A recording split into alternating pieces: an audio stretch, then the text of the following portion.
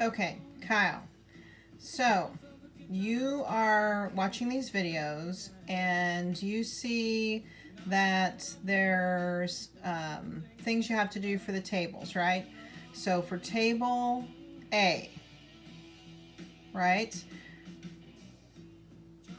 there's two reds in bowl number letter A.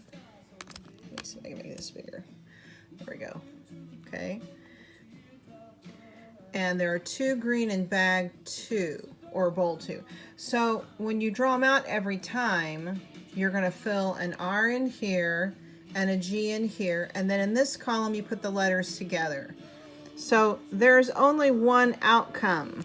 So your outcomes, they're going to be 10 RGs for this one. Oop. Okay.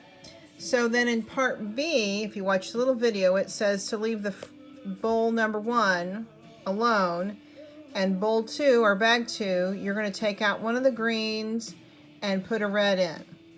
So now we have 2 reds and a red and a green.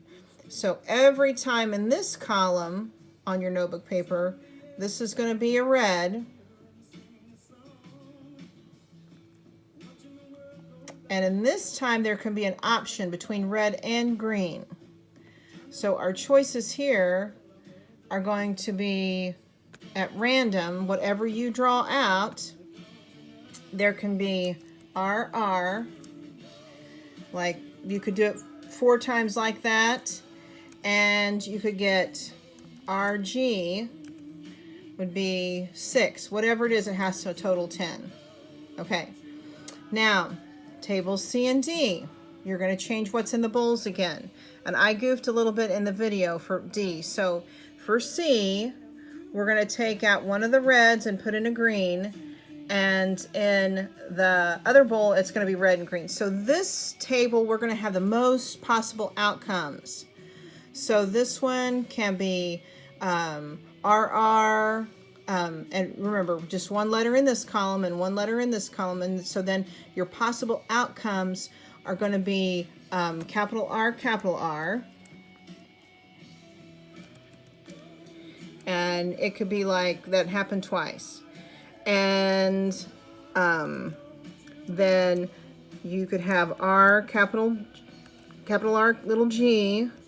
And actually, you can have GR this time, but I want them all written. The dominant trait is always written first. So like this one could be like 7 times, and then GG could be like once. And so again, the total will be 10 because you did it 10 times.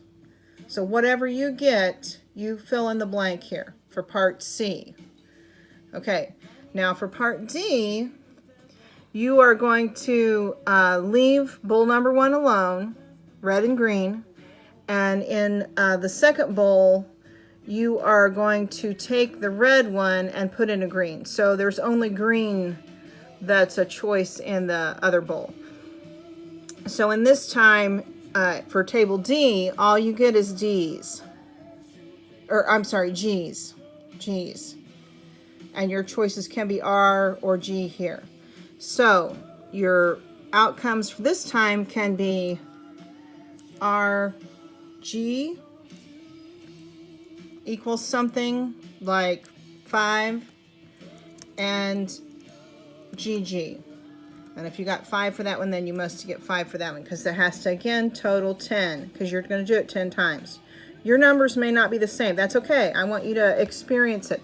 I want you to get that it's a chance thing for what the mother passes on and what the father passes on. Because for every trait we have, your parents each have 2 alleles for that trait.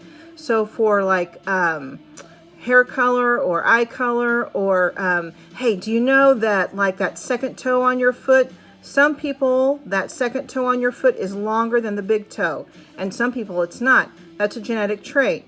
So everybody has 2 alleles for that. Okay, so that's your answer to the very last one.